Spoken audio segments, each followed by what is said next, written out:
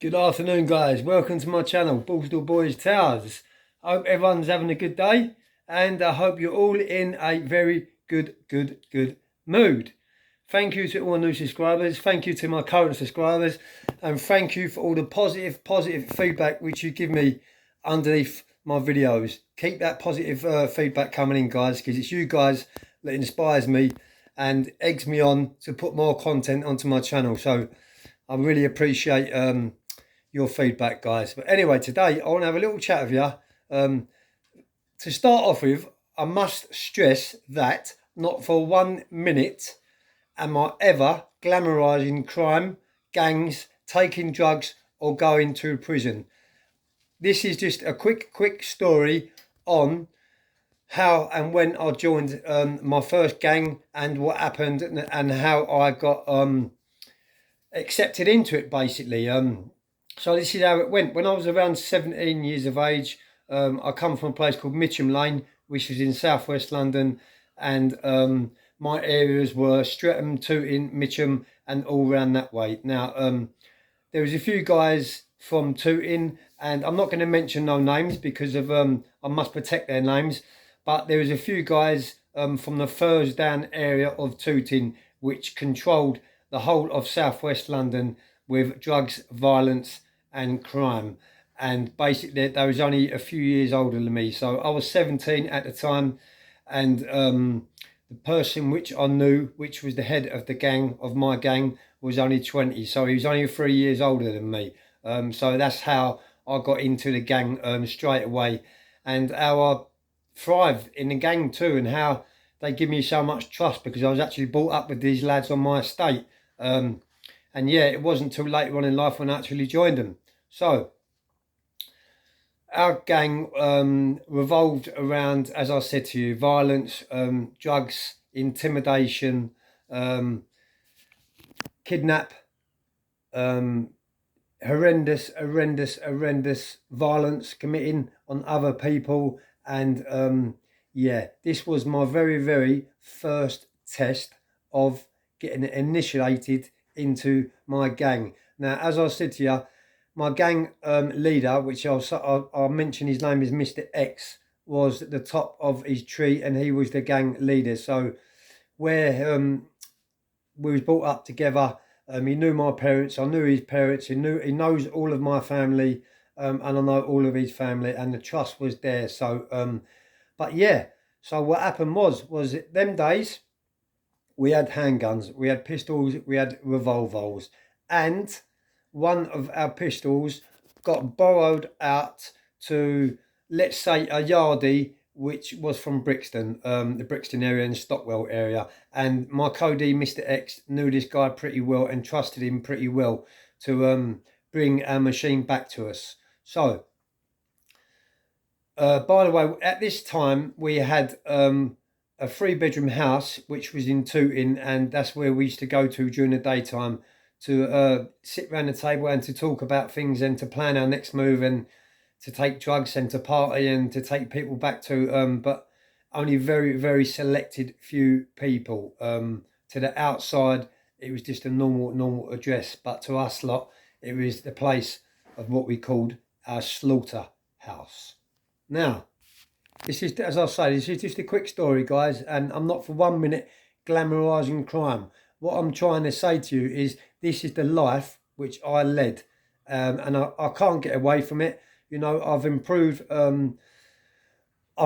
everything about myself. I'm a reformed person now. I'm clean from drugs, and I'm not in no gang life. But you know, I must admit that I was in a gang, and yes, I did commit some horrendous violence to other people, which later on in life had led to me having severe PTSD.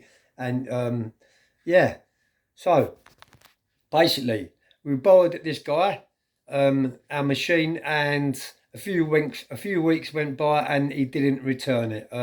But we was getting whispers off of the manor, off of chaps off of our manor, that this guy was walking or controlling the front line, which is Mountain Road in Brixton, and he was sticking people up, taking their drugs, and basically frightening the life out of people with our machine. So one afternoon, four-handed, in my car, I had a Volvo car at the time, I was only 17, I had a Volvo car and I had a cab aerial on the back of it, so it looked like I was a cab driver.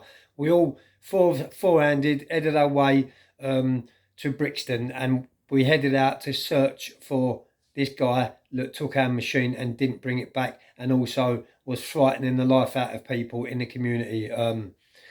And not just drug dealers he was doing neither. He was, he was doing anyone with money. He was going into the shops, all up and down Roughton Road, the off licence, and the pub, and all the rest of the shops down there, and not robbing them, but yeah, basically taking money off for them for protection. And this is what happened. So we pulled up. First of all, we were searching the streets for him for a good few hours, and my co-defendant, which I call Mr. X, knows a few boys on the front line in Brixton, and a phone call got made to us, and we got told where he was and who he was with and what clothes he had on and all the rest of it. So yeah, I pulled up on the front line at Roughton Road in my Volvo car, which looked like a cab. My co-defendant, he had a 38 down his back. He jumped out of the car, clocked him, copped for him, grabbed him around the neck, pushed the butt of the gun in his face and told him to get into the car. We bundled him out. Well, they bundled him. 3 other guys in my car bundled him into the back of my car, and we drove off. Now, we took him back to our slaughterhouse, which was in Tooting, and what we wanted was our machine back, all the drugs that was on him, and we needed money. And the money was to pay for the machine and also for compensation and for taking the piss out of us. So basically, we took him back to the flat in Tooting. He got tied to a wooden chair in the front room, and my co-defendant handed me a machete. Now, I'm not proud of this in any shape or form, and I'm not glamorising it. But yeah, I was asked to cut this guy's fingers off. At first, I was a little bit dubious, but this was my initiation into my gang. So I had to, I didn't have to, I had a choice. I could have walked away, but at that stage, the boys, I was well into the boys, they was well into me, and we'd done quite a few things previously. So yeah, it would have been pretty hard just to walk away from the gang anyway, without any repercussions.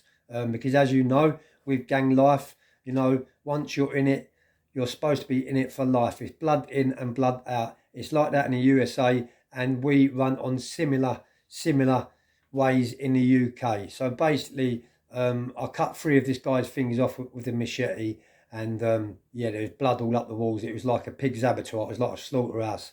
And we found out where he'd lived, and while he was in our slaughterhouse, my 2 other co-defendants, my 2 other pals, went back to his address, which was in Stockwell, in a flat in Stockwell, and found the prize, which was all the crack and all the cocaine, which was on his dressing table in his bedroom. And that was what we done. We took all his drugs, we took our machine back, and he got his fingers cut off. So that's just one little story, guys, of the type of capers which we used to cut.